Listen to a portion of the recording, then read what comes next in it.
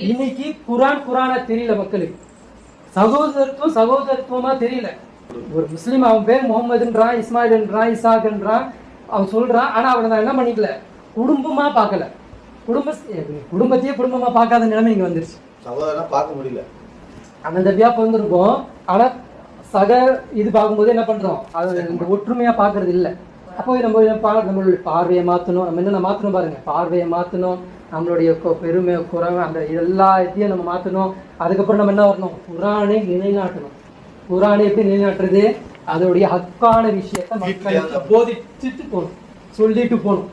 குரான் யாருக்கு புரியும் அப்படின்னா, யாரு வரலாறு கணக்கிடுறாங்களோ, யாரை வரலாறு நோட்டமிடுறாங்களோ, யார் வரலாறு தெரிஞ்சுக்கிறாங்களோ அவங்களுக்கு தான் குரான் புரியும். யார் வரலாறை போட்டோ விட்டுட்டு வரலாறையே பார்க்காம குரான் அணுகுனீங்கன்னா, குரானு நீங்கள் எத்தனை முறை காஃப் சூராவை எடுத்து படித்தாலும் குரான் புரியாது. அப்போது வரலாறோடு நம்ம கணக்கிடணும். புரியுதுங்களா?